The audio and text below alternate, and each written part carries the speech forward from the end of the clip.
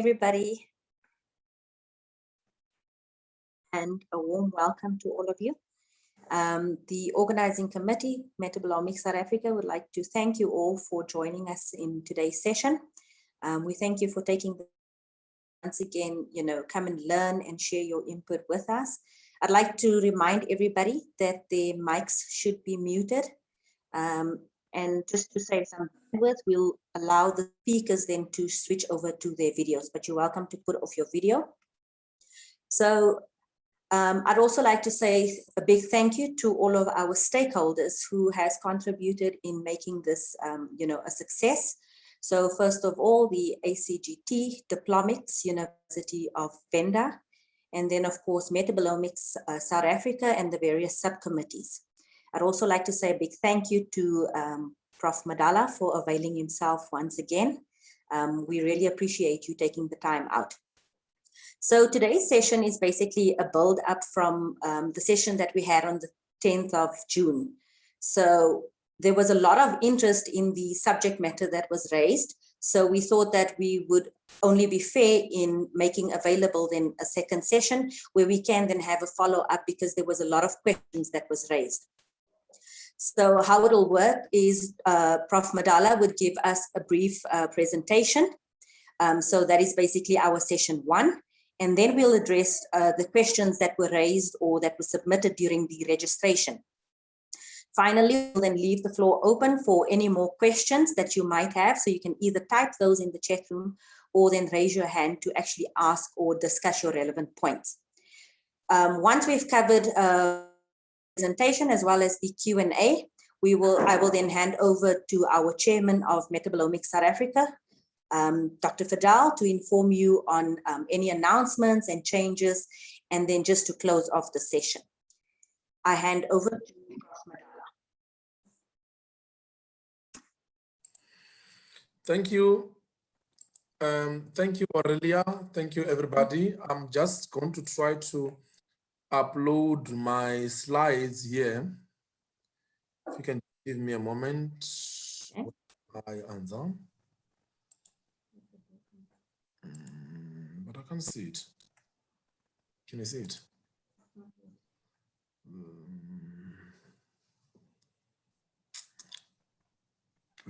If you can come and help me this side. Okay, while my students trying to upload the slide here, I'd like to start. Is it open already? Yeah, it's somewhere here.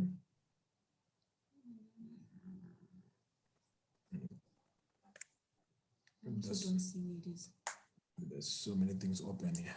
Yeah, I think let's get rid of a lot of open things. Okay, sorry guys, we're trying to close some of the things, but welcome again for a workshop that is continuing from the last time. The last time we had a very wonderful workshop where we introduced mass spectrometry, liquid chromatography mass spectrometry in general for metabolomic studies. So today we are going to continue again and try to advance this knowledge on mass spectrometry. I hope everybody can see the slides. We can. Thank you so much. So now, as I've already mentioned, we're just continue where we finished last time when we had such a talk.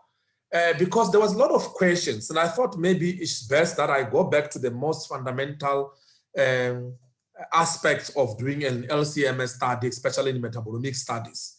So, of course, one of the most important things, that means after your study design, the first thing that you have to do in metabolomic studies, or before you actually take samples to the LCMS, is to do metabolite extraction. So metabolites are product of metabolism. Therefore, they are isolated from living organisms, could be plants, could be bacteria, could be fungi, could be animals. So these metabolites are chemicals, like chemical compounds, similarly to those that are synthetic, and some of them they are found in environmental samples because of pollution and other means which they can find themselves there. So the first thing to do is to develop an extraction method which is good enough to cover enough metabolites. There is no single extraction method that is capable of extracting all metabolites, but a method that is chosen should be able to extract enough. So in the case of our studies here, where we work with plants, you can see on the right-hand side, I have a very nice picture here where I'm showing, for instance, let me just get a pointer. You can see here, we have a leaf that has metabolites in it. We have a liquid on the other side. And all what we want to do is to get all these metabolites from the leaf to the liquid, and the liquid can then be injected on a mass spectrometer. So now, there are different types of extraction methods. We can use water, we can use solvents, we can use supercritical fluid, such as carbon dioxide, liquid carbon dioxide. We can use supercritical water. We have done it previously, and it works fine. So there are factors that we need to optimize here before we go on to do our extraction, such as your solid to liquid ratio. That means how much of leaf material do I need to how much of the liquid in order to get enough metabolite out of the leaf to your liquid. And again, the type of solvent, which therefore means the type of liquid that you're going to use, or the liquid that you're going to use to dissolve your metabolite.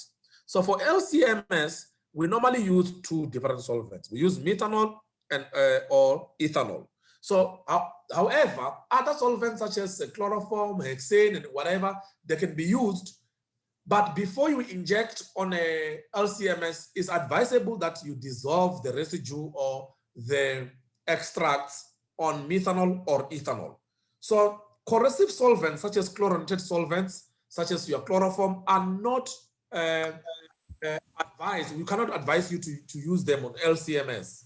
Similarly to non-polar solvents, most of non-polar solvents, because they can dissolve the lining of the piping system that we use on the LCMS. So those are not good for LCMS. So for LCMS, mainly methanol and ethanol are the mostly used solvent. But like I said, you can do an extraction with any solvent, but the final extracts should be dissolved into methanol or ethanol. Samples must be filtered before you inject them on LCMS. The reason being that LCMS uses very thin piping system to deliver the solvent around the LC all the way to the MS. And if your samples are not filtered and there's still some solid particulates in your liquid, then they'll clog the LCMS. And by so doing, the signal won't pass from the LC to the MS. So it's mandatory that samples are filtered. And before that, we inject them on LCMS ourselves. We first monitor them if there's no precipitation that are formed. If there are precipitation that are formed, we again refilter them so that we remove any particulate that is inside the leaf. So separation of compounds using LCMS should be optimized in order to avoid non-overlapping MS signals. Remember, in a simple leaf material of a plant, you expect to extract, using 80% methanol, we expect to see something like 4,000 to 5,000 different metabolites. And remember, those will be separated in a 30 minutes run to 50 minutes to 60 minutes run, which of course you'll find some of the metabolites to have similar polarity, and they will overlap.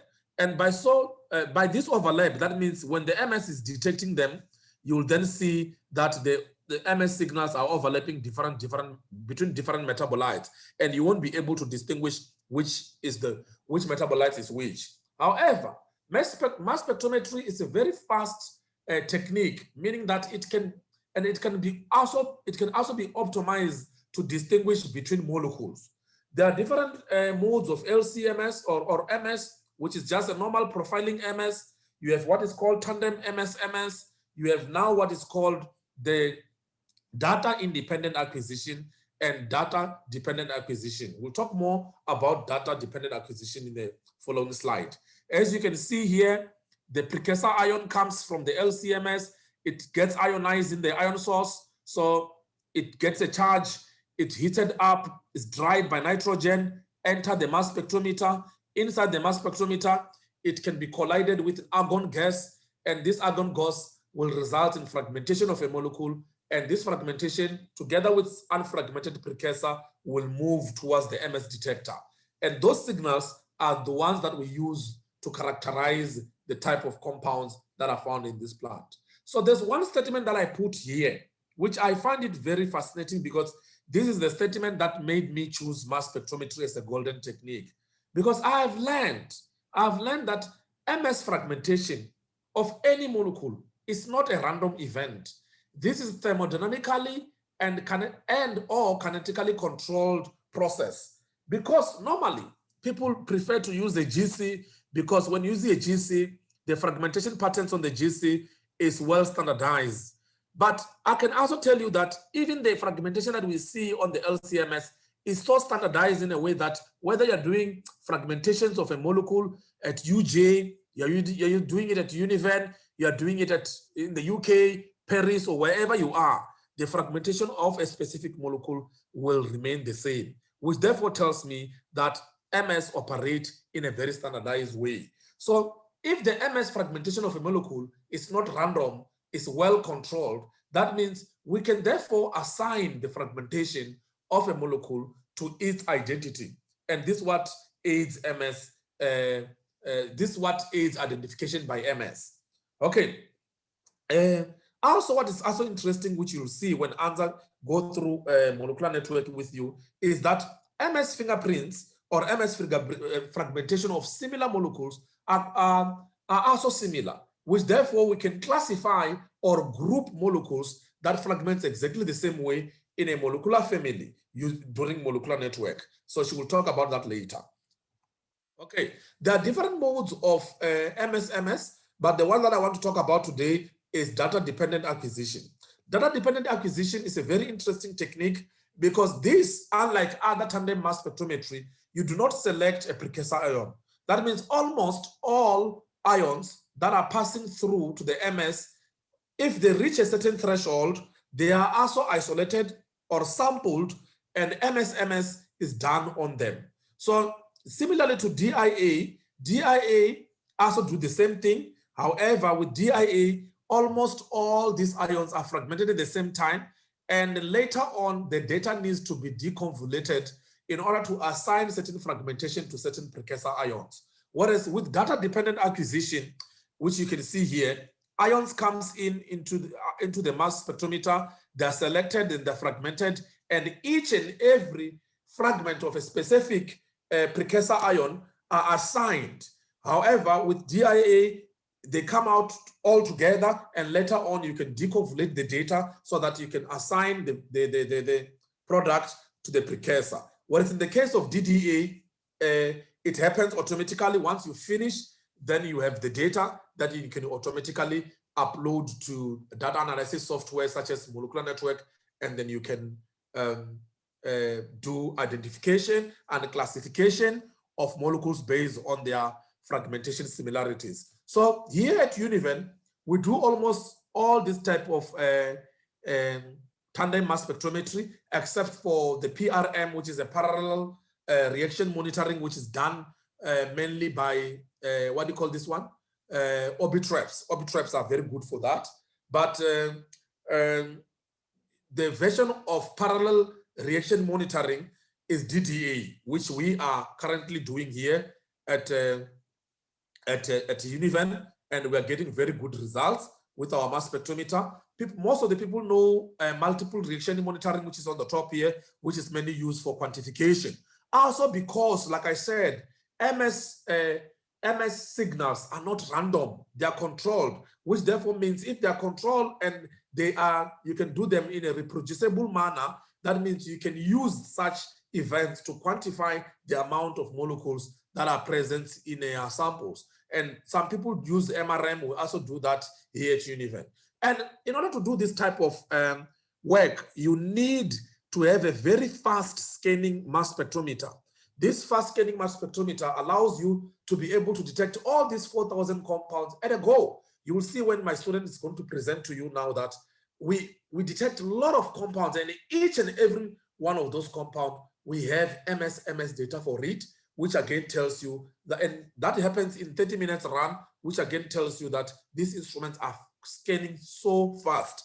And later on, in order to confirm that indeed the fragmentation that we got with data-dependent acquisition is correct, we can also do some offline MSMS just to confirm. So I'm going to hand over to my student now who's going to quickly go through molecular network, just give you a brief, and then we're going to move to the questions, and then we can wrap up this thing. Yeah, she's going to come and sit here. Thank you. Thank you for that, Dr. Madala. Hi, everyone. As discussed by Dr. Madala earlier, these techniques generate quite huge data sets, and these data sets need to be mined further so that we can extract meaningful information from them. We can use different tools and different methods to mine this data, such as machine learning methods, quantification, evaluation, pathway, and network analysis. And today I'm going to take you through a little bit of what is found on the GNPS ecosystem. So the GNPS ecosystem is an open access web-based mass spectrometry ecosystem that is community driven, and it houses various data mining tools such as molecular networking tools, spectral databases, and various bioinformatic methods. And to learn more on this method, I would refer you to this particular articles that are shown here. They also go through a step-by-step description of the different methods that are housed on GNPS ecosystem. So first, in classical molecular networking, this is a visualized computing strategy that provides an informative view of your extracted metabolome. And then it gives the relationship between those particular metabolites. As you can see in this image here, the molecules are grouped into various molecular families. So the clusters that you see there are termed molecular families, and these are molecules that are related to each other based on the fragmentation information and also on the offset losses that are known as neutral losses in their MS data. So as we know that most molecules share similar structural information while in gas phase, while they are collided by different MS methods. So as shown here, molecular networking can also help us in identifying different molecules. As this algorithm computes different molecular networks, it also searches them across spectral libraries that are housed in GNPS. And as shown here, you can see that it was able to identify these two molecules here, which are caffeic acid relatives, and therefore that information can help you now identify other molecules that maybe are not meshed in to different library information that is there. On GNPS, you can also do feature-based molecular networking, which then now improves on classical molecular networking. It then incorporates MS1 information, retention time information, and isotopic peak information as well. This can help you differentiate between different isomers that are separated chromatographically, which would have been hidden in classical molecular networking. Also, it takes into account the relative quantification information. As shown here, the pie charts then shows you relatively how intense the particular molecule is in the different conditions that you are running in your experiment. And also another thing that you can do on GNPS ecosystem is called MS2LDA, which is an unsupervised substructure annotation tool. This attempts to annotate different substructures within your molecule by taking into account their fragmentation pattern and their neutral losses.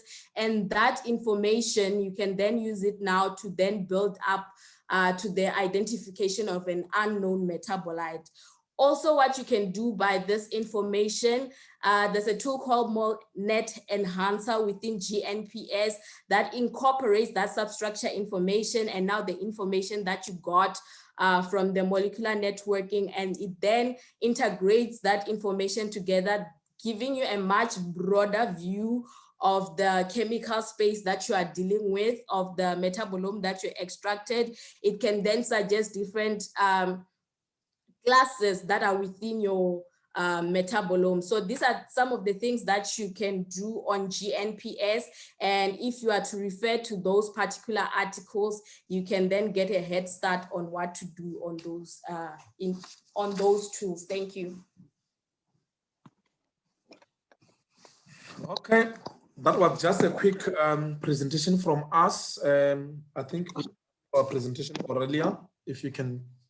Thank you for that, Anza and Prof. Madala. So we will now move over to addressing some of the questions that were raised. Yes. Let me just review if there's anything on the chat box specifically. Because we have some list of I don't questions. see anything. Is there anything that I'm missing?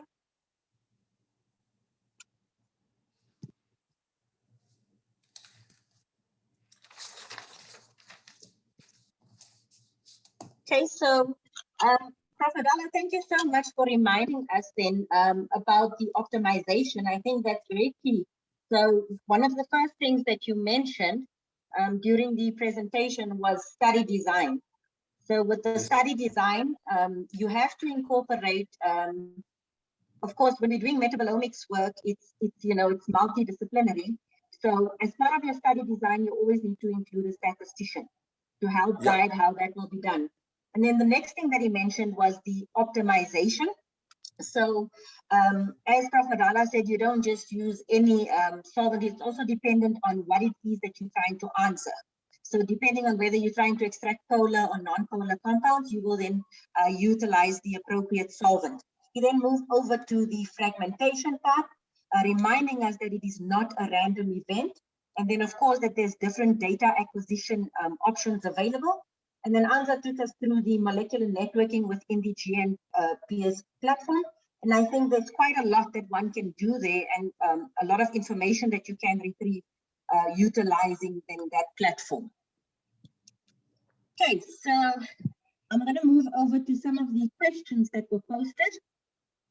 Prof. Madala, Yes. What is the purpose of injection volumes in metabolite analysis? This one has to talk about the sensitivity of the instrument. Of course, depending on how much you inject on a mass spectrometer, it will also determine how much you will see on the MS. So sensitivity-wise, but these days, I tell you earlier, you can even inject on 1 microliter. From that 1 microliter, you can detect all these 5,000 compounds. You can even do MS on them. So it's becoming too irrelevant to discuss injection volumes these days. But once you start, you have to optimize and know what, how much you have to inject in order to get enough signals. Yes, I think the importance of the injection volumes is also that you don't want to saturate your system. Exactly. And also, if your system is very sensitive, you obviously need, so in terms of infectious diseases, in my case, sometimes it's, we struggle to get large volumes of samples from patients. So then having a system that is very sensitive allows you to use very little of your sample. And so in that case, it's, you know, the question about, can I use 1 microliter versus, you know, another assay that would require 300 microliters. So in that case, the injection volumes is just important in terms of saturation and, you know, the availability of sample as well. Yep. Okay, so I'm going to move on to the next one, how to acquire MS data. So if you can maybe just give us an overview of that, Prof. Madala. MSDatum is simple. What we are doing is that, for instance, let's talk about a triple quadruple MS instrument. It has 3 quadruples that are connected in tandem. The first quadruple is a filter. That's the first quadruple. The second quadruple is a collision cell. And the last quadruple is a selection quadruple. So what happens is that in the first quadruple, you tell it that I want molecule of a specific mass to go through into the mass spectrometer. Once it gets to the second quadruple, it gets bombarded with argon gas or helium gas Some instrument even uses nitrogen gas. And when they collide, depending on how fast you are accelerating those gases will then break those molecules, and the breakage of that molecule is called fragmentation. Together the fragmented ions and non-fragmented ions will move to the quadruple number 3, and they'll be sent to the detector, and that is called MSMS, because you are operating different MS modes in tandem. First, you select, secondly, you fragment, and you send them to the MS. So that's why it's called MSMS. It's a tandem mass spec. They are connected in tandem, series. Thank you so much for that. How do I process raw data from a chromatographic analysis? So the raw data that you get from chromatography. So the raw data that is collected from a chromatography, it needs to be converted to a format that is suitable to most deconvoluting processes. So in our situation here, we have a data conversion algorithm, which is called, and we convert it to what is called MZML. And that MZML format can be taken by multiple, or if not all, data analysis software, where you can visualize your chromatogram, and you can further break it into or deconvolute it into different masses, so that you can do some statistical work in later on. Okay. So with the different systems, I'd just like to add on that. So with the different systems, you have different software packages that you obtain that allows you then to process the raw chromatography results. Okay, so I'm going to move on to the next question.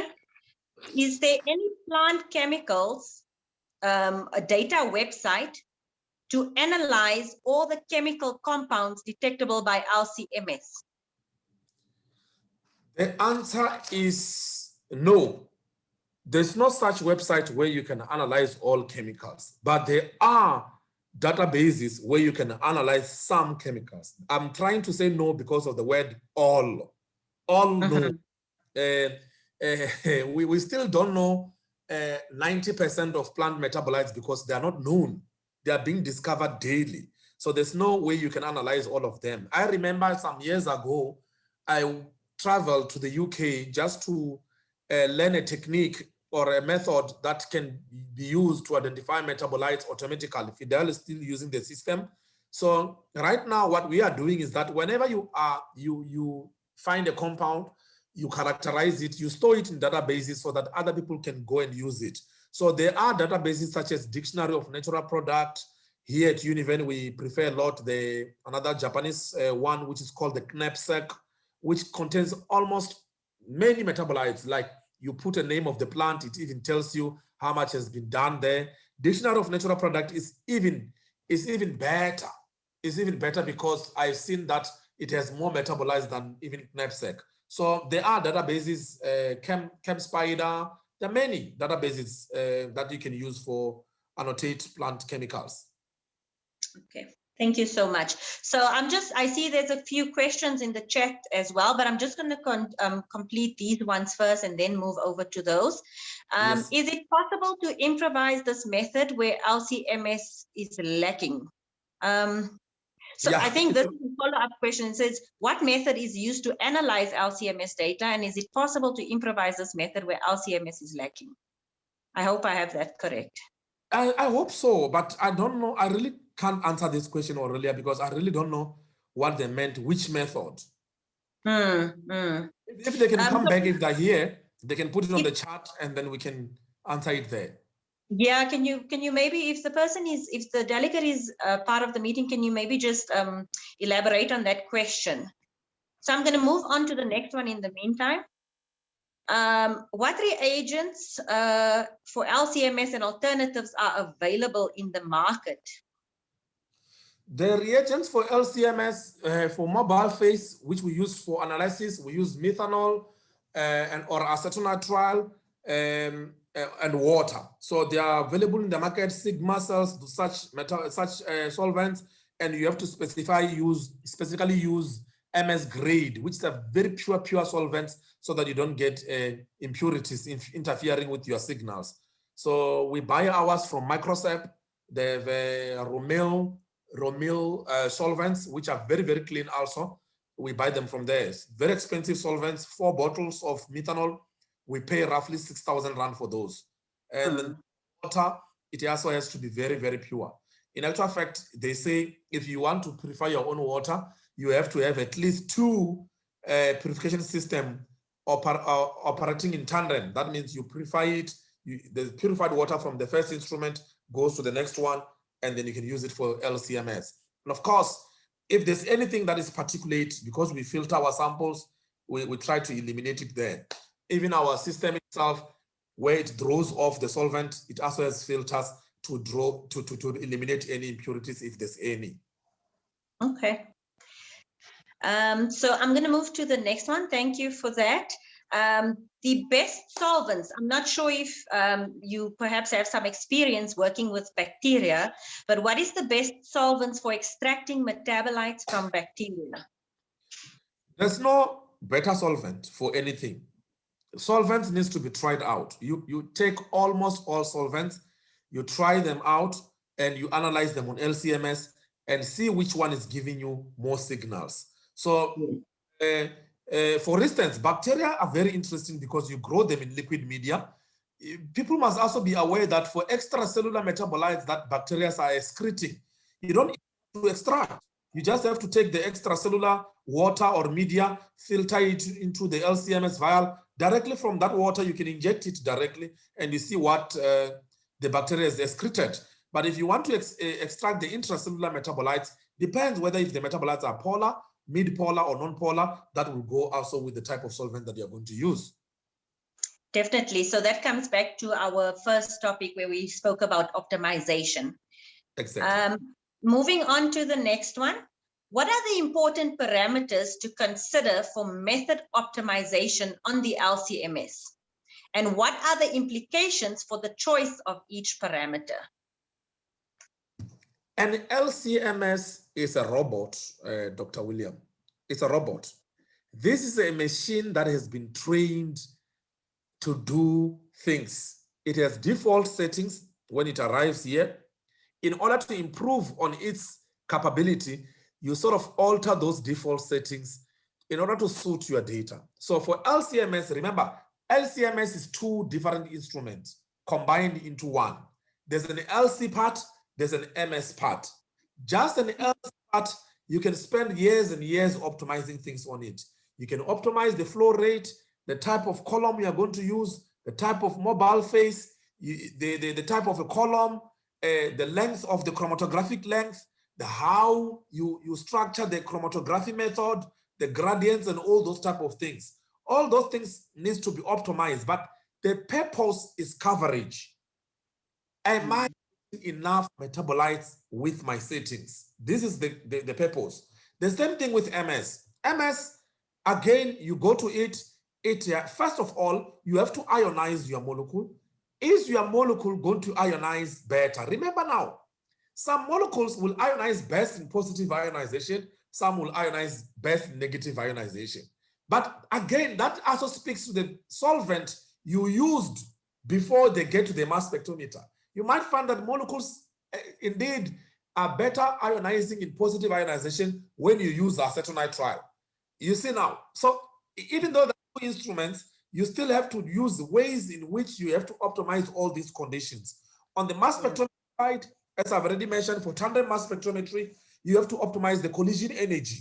That is how much gas am I putting in to collide with my molecule? Because you don't want to collide with your molecule and leave with nothing. You see, Yes. to put enough so that you get enough out of the fragmentation so that you can use to deduce the structure of the molecule. Okay. Yeah. Thank you so much. So I think the summary of that is you need to play with different parameters and look at the quality and the coverage of your data. So look at your peak shapes, your peak widths, all of those type of settings. All right, so we move on, Prof. Madala. How do we assign names to metabolites from LCMS analysis if there is no library like one sees in GCMS? So how do we assign names to metabolites in LCMS? Aurelia, thank you very much. We have students here. Anza, Keke, there are many. I see them on the list here. All these people, on their daily basis, they sit with LCMS data, fragmentation data, high resolution mass spec data, data that is fragmented, data that is not fragmented. In silico fragmentation, we try everything. This molecular networking also tells us what type of motif, structural motifs these compounds might have. From all that information, we try to put the puzzles together. And in that way, we are able to a certain extent know which chemical it is from LCMS data, but it takes time. That's why I say to people, you don't pass by mass spectrometry and say, no, we are just going to, you see, especially if you are doing natural product chemistry, when you're doing discovery of new compounds, if you are doing synthesis of compounds that you know, and you just want to confirm with MS, that is doable. But if you are dealing with unknowns, you need to put these puzzles together to say, oh, I put this compound here, it loses water. When it loses water, I see a signal that looks like a phenol. This looks like it loses an acetyl. So all those puzzles are put together to try to build a molecule. Once the molecule is built, you can subject it to in silico fragmentation and see whether if whatever that you propose to be the structure, is it similar to what is known. You also buy standards and try to compare the fragmentation of the standards with your unknown, and you can come up with a structure. But before you use the authentic standards to authenticate what you suggest to be the structure, we normally regard LCMS identification as putative. They're not yet complete. You need to complement LCMS with NMR, but to a certain extent, where we, biological sciences people, we are using LCMS to understand the biology of a biological system, which most of the metabolites are known. We sort of look at the levels and the patterns at which they're changing depending on the biological consequences that the biological system is put under. So we therefore don't mainly focus on metabolite identification, but looking at how the system is responding to changes that is subjected to. So, but to identify metabolites, we do distinguish between isomers and all that. In my research, is mainly on isomer differentiation. We are able to do this, but it's a lot of work. It's a lot of work. That's good that you mention it, because the follow-up question is, how does one distinguish isomers using molecular networking? I will ask Anza to answer this one so that I can drink some water. Okay. Sorry. So I think you need to mute yours. All right. Close your volume. Sorry, people. Mute one of your devices, Anza. Yeah.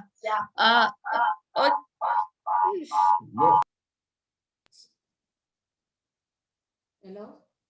I'll come to answer the question. So how I would answer that is that the person needs to do feature-based molecular networking, which also then now incorporates the chromatographic information of your different molecules. So you would have like molecules that have similar spectra information, also differing in their chromatographic retention times. Also, I would say complement that with going back to your original data and visualizing those particular masses now on how they appear on the chromatographic, the chromatogram itself. So if you have two distinct molecules that are appearing on the molecular network with the same mass, you can go back to your chromatographic information and check if they appear at different retention times. How do their MSMS fragmentation data looks? Do they share fragmentation information as well? Then you can confirm that those two molecules are definitely the same molecule, just that they are isomers of each other. Thank you so much. So, Prof. Aurelia? Madala, I think, yes? If I can just add something there, there's Yes. one colleague of ours here, I've seen her, Dr. Masike.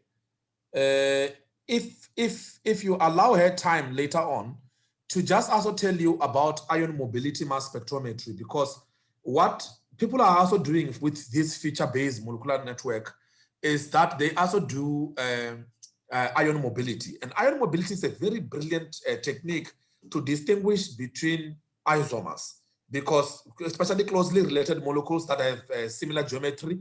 I know Northwest University, Dr. Zander Lindiki has such an instrument that they do such a type of work too. So because of isomers having slight geometrical differences, exploit those, and with ion mobility, you can then determine what is called collisional cross-section, which looks at the entire geometry of the molecule and how that molecule will travel in a tube filled with an inert gas like nitrogen, and that will determine what is called the drift time.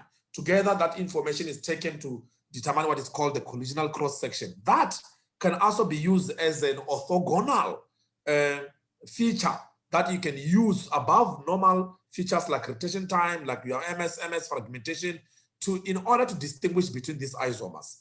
Also, the work we did ourselves here at Univen, not at Univen, but when I was still at UJ, we looked at how isomers interact with columns. They interact with columns differently. Even when you fragment them, there are slight fragmentation differences. That slight peak intensity difference can be used to assign different isomers. Okay, perfect. Thank you so much, Prof. Madala. So we have about 15 minutes. I think I have about 6 more questions here and 5 on the chat.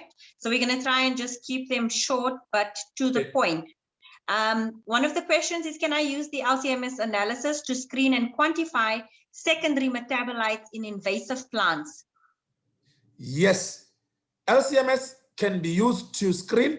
We have already mentioned it can be used to quantify, and regardless of which plant, any plant, as long as the plant is alive, is producing metabolites, we will be able to tell. These days, some of us, we are very experienced with certain plants from certain geographical area. If you just give me a spectrum or a chromatogram of a plant, I'm able to tell you which plant is it. So that means we are moving towards even identifying the plants using LCMS. So we will be able to do that because each and every plant produces a signatory metabolite that is specifically found in that particular plant. That means we can be able to tell which plant is this one. I must also add that we can also, using LCMS, we can also identify bacteria. Perfect. Okay, so we have a question here. What is a good or optimum concentration of extracts to get a good result? So here I'm going to say that we come back to the aspect of optimization. We cannot tell you what is a good concentration or amount of extract to use. You have to optimize your experiment. Yep. So the next one is analysis of untargeted LCMS metabolomic studies. How easy is that? Untargeted LCMS. Aurelia, is very not easy because there's no one here in this platform who can remember everybody's cell phone numbers in their phone book. That means if you can't even remember 10 phone calls, phone numbers, imagine now me trying to remember 5,000 different compounds that I detect with an untargeted LCMS approach. It's impossible. So even that's why you even said initially, Dr. Williams, you said we need a statistician. When I was first introduced to metabolomics at UJ, we used to have Professor Stephens, who used to come and tell us how to handle metabolomics data, especially that time was NMR. Now we're talking about 5,000 compounds that you need to handle on your own. You need statistical tools. That's why a place like UJ, I was saying offline before we start the talk, that if someone goes to UJ, there's a huge corridor of students sitting there with computers, with massive processors, with massive softwares, trying to dig deep into this untargeted data. That's why I say people, if you want to do LCMS, invest in it. You have to invest in it. Yes, definitely. So the next question here that I have is, what is the general protocol for sample preparation, bacterial samples? Do you have experience in that? We have already mentioned this one up there where someone says, how easy to analyze bacteria samples with solvent? I said, no, any solvent, depending on the type of compound. Yeah. If you want to do extracellular metabolites, you don't even need the solvent. You just inject it as it is, and then you will see the results. Yeah. Okay, so then I think we can move on. Does the sample size matter? I'm not too sure. Is the person referring to the actual size of the plant or the plant material? So if the person is available, can they maybe just clarify that question on the chat? And we've already said that different types of plants can be analyzed using LCMS, because one of the questions is just which type of plants can be analyzed. Yeah. Which type of plant can be analyzed? Aurelia, this is a very simple question. Any part. Any plant. Part. So if you want to analyze flowers, you can analyze flowers. If you want to do stems, you can do stems. Anza here worked on Bidens pilosa for her master's. She worked on roots, stems, leaves. If there were flowers, she was even going to analyze flowers. You can even analyze the air around the flower. If the flowers are smelling, they're releasing chemicals. Analyze them there. Even the soil. Definitely. So I have a question. I'm moving over to the chat session, to the chat room. What is the best method for the identification of volatile compounds? GCMS. Definitely. So I have a question from Vuyisani. He's from Stellenbosch University. We know that different metabolites have different solubilities in different solvents. Can one use both methanol and ethanol in one experiment to extract more metabolites from one sample? We advise that, yes, you must try different ratios of methanol, ethanol. Try which one ratio gives you better. Dr. who's also at Stellenbosch University, is an expert in that. In our masters, we try different extraction methods. So the person from Stellenbosch must go and find Dr. Masike, and they try different methanol, ethanol solvent combinations, and we see the results. It will be very good to see what they'll come up with. Thank you, Prof. Madala, because that follows on his second question. He wanted to know about the concentration of the solvent. So you have to play with the different ratios. So you can play with 50%, 100%, 70%. So you have to play and optimize and look at how much of your metabolites are you getting. Again, we're coming back to coverage. Yep. The next question from Muko, I hope I'm pronouncing that correct. Can I process DIA data on GNPS? If yes, are there extra pre-processing steps required to do so before uploading the data? Is it MZ-mine? Then, yeah. Come this side. So Anza will answer that one. The answer is yes, but she will give you a... So the person needs to first pre-process the data before uploading it onto GNPS. If they GNPS, there's GNPS documentation there. It will list what processing software they need to use for their particular instrument to pre-process that DIA data first. So I'll suggest that they go to GNPS and check the GNPS documentation for those softwares that are there. One of them is MSDatum, MZMine, and there's one, I think Progenesis something that they can use. So on GNPS documentations, there's a list of steps on how they can process the data before uploading it for feature-based molecular networking specifically. Yeah. Perfect, thank you. And I've also tried DIA, Aurelia. At this point in time, I'm not really happy with it, basically because of the complexity of the data that comes out of there. So it will require pre-processing as compared to DA, whereas they do similar stuff. In actual fact, I read a paper last night where they said, in actual fact, many people think DIA gives better ions because it's not non-effective. But because of the pre-processing, you know, things, if you work with them a lot before you even take them to final stage, you get to lose certain things in between. So what DA is straight, you go to the software and it gives you the results. Okay. Perfect. So we have a request for us to have a webinar that demonstrates the use of molecular networking. So going step by step through the different procedures. So the Metabolomics South Africa Training Committee will then look at organizing a webinar specifically on molecular networking. Our delegates has found your presentation to be very informative. So I have one more question here. Do you use the same reference material when analyzing pharmaceutical compounds from aqueous solutions?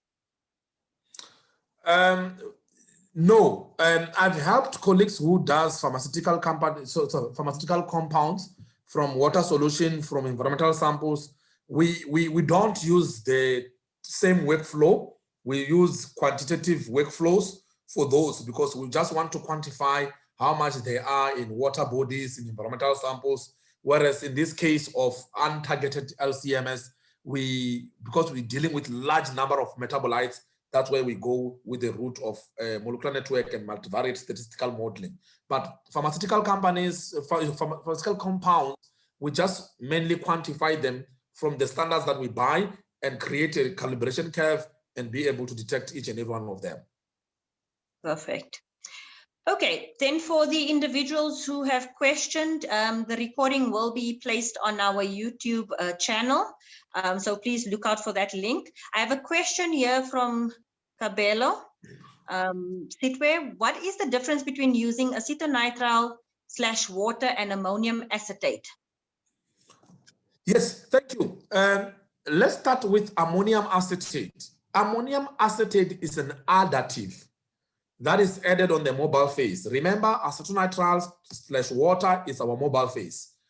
Now you can add ammonium acetate, you can add, some people add sodium hydroxide. Here at Univen, we add formic acid because of the type of compounds we're working on. So those additives are mainly used to encourage ionization of molecules because some molecules are very stubborn. Even when they get to the LCMS on the ionization chamber, they cannot ionize by themselves. But if you give them a counter ion like ammonium, which is positively charged, then when it interacts with your molecule of interest, that counter ion comes with the charge itself. And that allows the molecule to get into the mass spectrometer because remember, the prerequisite of any molecules to be analyzed on a mass spectrometer, it has to be ionized. It has to carry a charge. Otherwise, it can move. Remember, we are dealing with electrical charged instrument here, which uses electricity or electrical currents to maneuver the ions. They need to have a charge. They need to have a charge. And in order to give them a charge, is either you encourage that ionization by additives such as your acid, formic acid, or you give it ammonia. Ammonia can also provide an adduct, and that adduct comes with a charge. And those adduct formation allows that molecule to gain a charge. Perfect. Thank you for that explanation. So I think I have one more question because Dr. Fadel has already answered the question on the importance of biological and technical repeats or replicates. So the answer is in the chat. I'm just going to move over. I think there's one more question. And before I move over to that question, I just want to remind everybody we will be posting a survey. Please, we really need your feedback. So we will post the survey, and in addition to that, you can also ask questions on the YouTube channel. You can post further comments there, and we will try our best to have them answered as soon as possible. So the last question that I have here, is there any data or is there any website that can be used to identify the compounds detected and its medical use? From the active compound that is detected in the plant, can you refer to cell pathways that are affected? So is there a website where you can actually get medical information also, and then the pathways? Network analysis. Come. She has to answer because I asked them to prepare a slide on this one, and one of the lady, what is her name again? Not Lirato, but that other one, the young one. Khali ran away, and Lirato here. Okay, Lirato, if you can unmute yourself, please.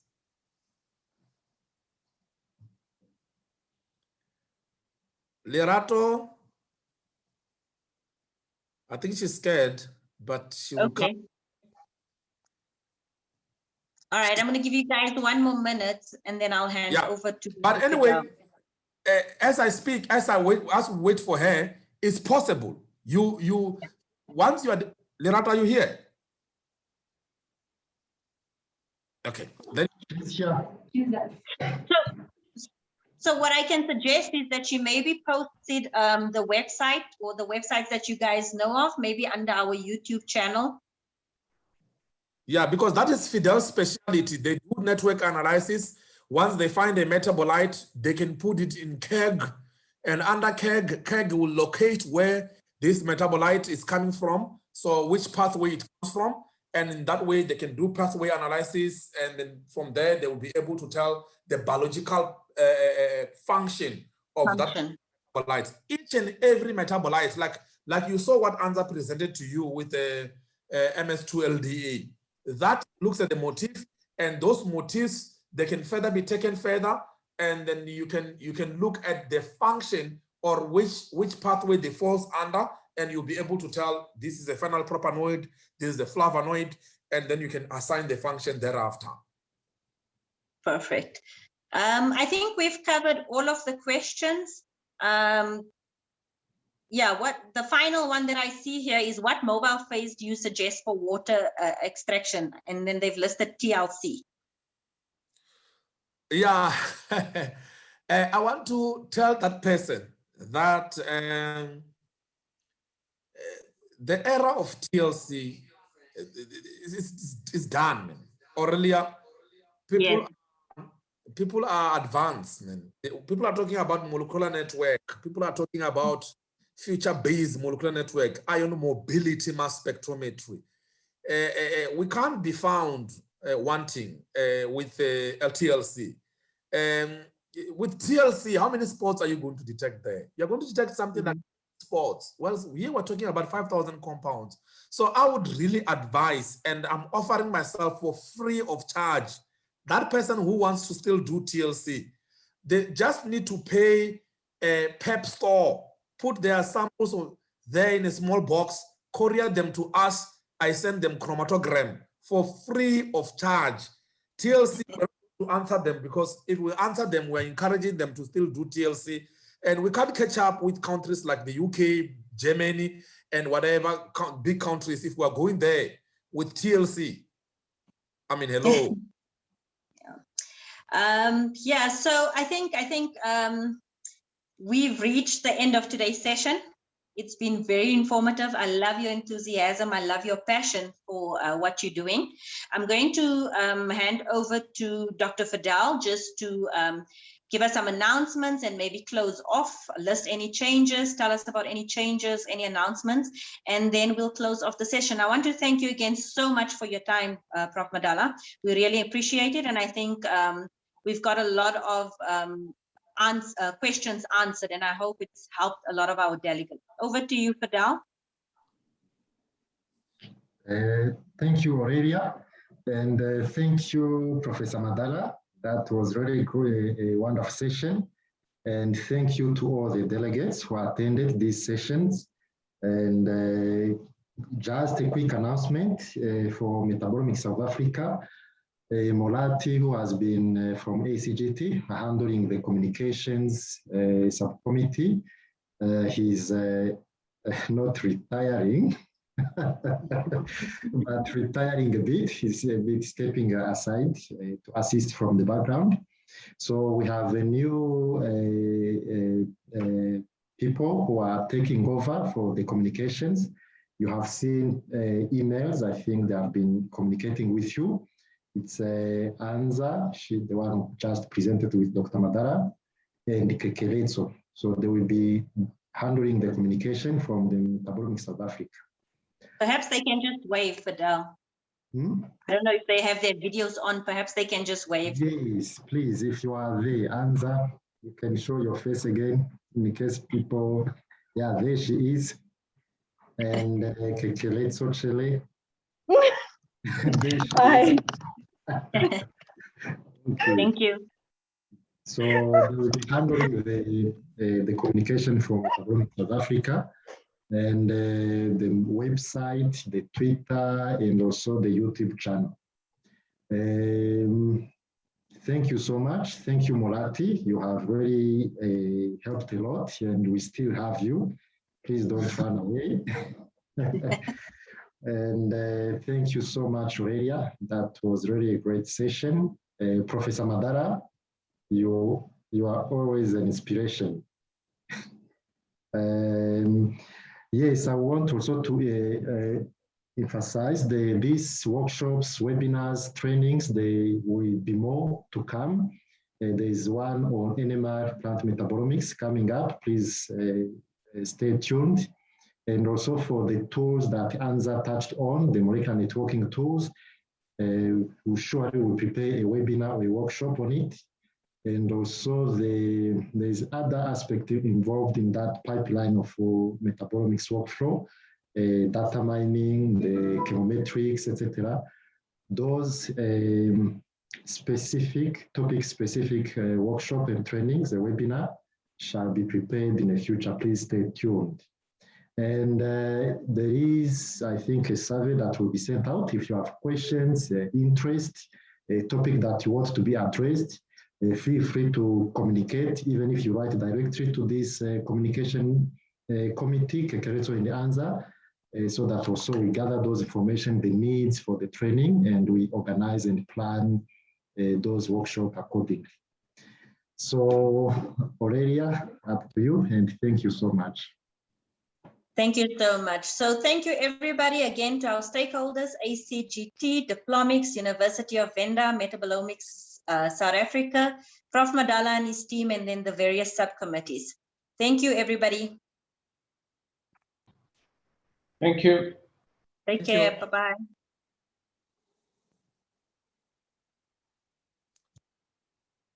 Nice.